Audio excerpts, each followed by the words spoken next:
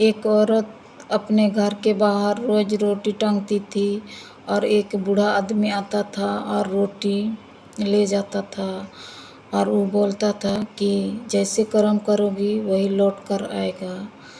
और फिर दूसरा दिन वो औरत फिर वहाँ रोटी अपने घर के बाहर टांगी और वो बूढ़ा आदमी आया और रोटी निकाला और बोला कि जैसे कर्म करोगे वही लौट कर आएगा।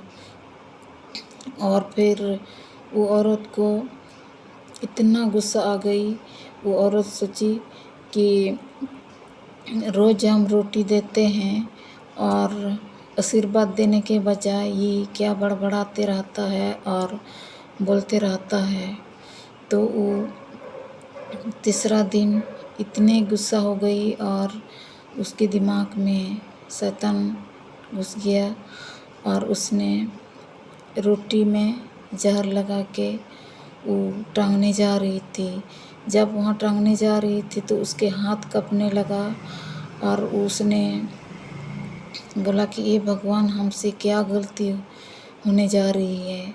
और उसने रोटी फेंक दी और नया रोटी बना के फिर टांग दी। तो फिर वो बूढ़ा आदमी आया और आके फिर रोटी निकाला और रोटी निकाल के वो बोला कि जैसे कर्म करोगे वही लौट कर आएगा। वो बोल के चला गया और थोड़ा देर बाद वो औरत के दरवाजे पे बेल बजा और दरवाज़ा खटखटाया गया। और वो औरत जब दरवाज़ा खोली तो दरवाज़ा के बाहर उसके बेटा खड़ा था और वही फटे कपड़ा, पुराना कपड़ा और पुराना जूता, भूखा प्यासा था।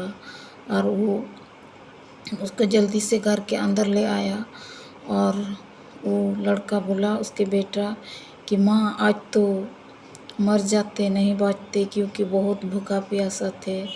और एक बूढ़ा आदमी भगवान के रूप में आके मुझे रोटी खिलाया और मेरी जान बचा लिए।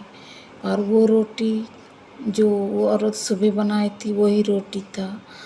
तब वो औरत बोली, ये भगवान आज हमसे क्या गलती हो जाता और मेरे हाथ से ही मेरा बेटा का जान चला जाता, क्योंकि रोटी में जहर मैंने लगाई थी, लेकिन आपने मेरे बेटा को बचा लिया। और वो ऐसे बोल के वो औरत बहुत दुखी हो गई। और इसलिए कर्म चाहे अच्छा हो या बुरा वही